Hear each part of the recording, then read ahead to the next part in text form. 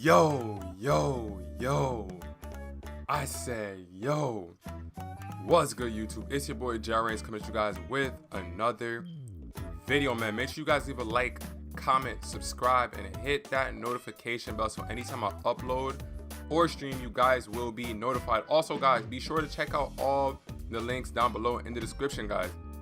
Twitter at RealJarrains. I'm always over there tweeting. Let's try to aim for 500 followers on Twitter, man. Right now we at like 456, something like that.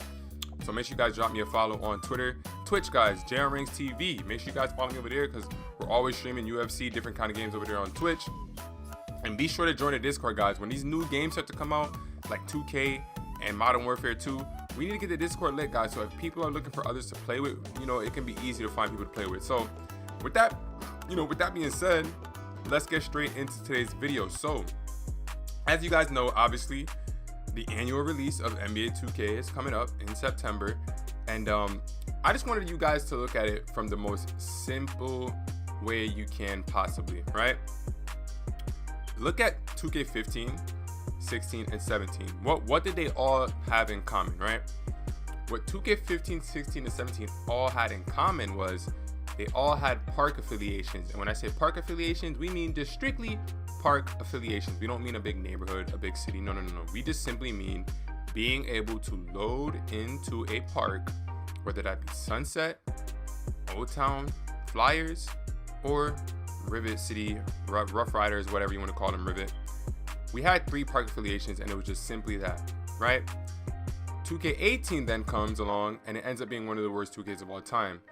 You know how the community is, they're going to be random and try to say, well, maybe it wasn't that bad because of Fortnite. Shut up. Shut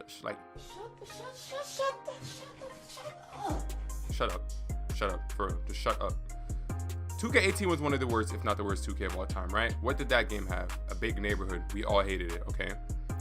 2K19 comes out, right? What does 2K19 have? It has a neighborhood, but it had a small neighborhood, right? Everything was all intact. Now, obviously, gameplay-wise, 2K19 was one of the worst 2Ks of all time. You had pushing, you had 2v2 glitches, you had 0 shot contests on pure stretch 4s. You had pure lockdowns with 30 3-point ratings, greening almost every single 3. So that made pure lockdowns one of the best, if not the best build in the game. So even though 2K19 has some really horrible gameplay, and anybody with a brain and common sense knows, and really quickly, I just want to throw in real quick, 2K19 was the only game that I've made that I actually made a WTF moments. Like, that's how bad it was, where I was like, yo, I'm gonna actually have to just start getting clips of how out of control this game is. So yeah, 2K19 was a terrible experience gameplay wise, but people still enjoyed it because of why it had a small neighborhood, and some people liked they enjoyed the dribbling on that game. So that's 2K19. 2K20, it had a few gameplay issues with hop steps and post hooks, but that game was was out around the pandemic, so a lot of people was playing it. And that was a game where I made my most builds, so obviously I enjoyed it. And what did that game have in common? It had a small neighborhood. Basically, like, the courts was right there. Everything was in one small little server. The tattoo shop, the NBA shop, your training facility, everything, right? And that was that. 2K21, next gen, right? What did it have? A big city. Everybody hated it. The city was too big. We had to run around and do all this extra BS. It was very, very, very annoying. I mean, even 21 current gen, it had like a neighborhood. It was like a neighborhood, and you had to run around. And if you wanted to go to 2's courts from the rec, you had to run from one side all the way to the next. And it's like, people didn't enjoy it. And then we get to 2K22, where once again, it was another big city where if you wanted to go to a certain location, you had to run around or change the spawn, do a bunch of BS that was super, super annoying, right?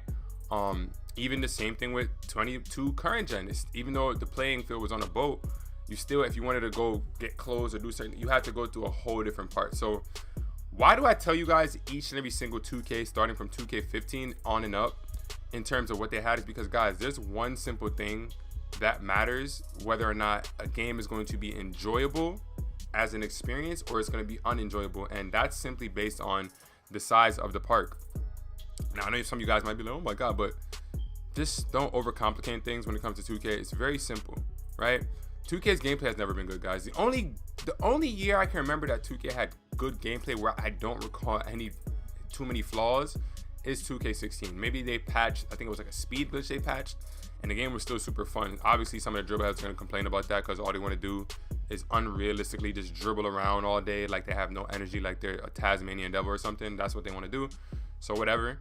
But yeah, that's the only 2K that I can think of that the gameplay was damn near perfect. So looking at every other 2K gameplay, you have to say, okay, each and every single year you were able to find some type of gameplay that was like a game-breaking gameplay. So what was it that made 16 or 17 so enjoyable, 15, 19, 20?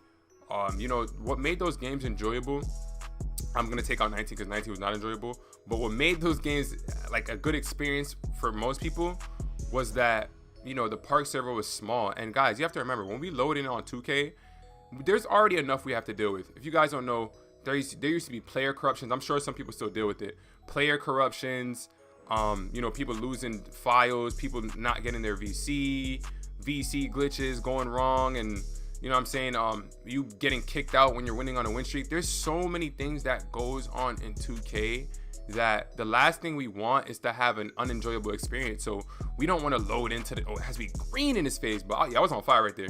But we don't want to load into the park and have to run all around just to get a game, and we already know what's in store. We could get lagged out, we could get kicked off the spot if someone has like a legend type thing. Like, there's too many things that can go wrong in 2K to where it's very important that the experience is fun, meaning that when we load in, it should be a simple park server, bruh.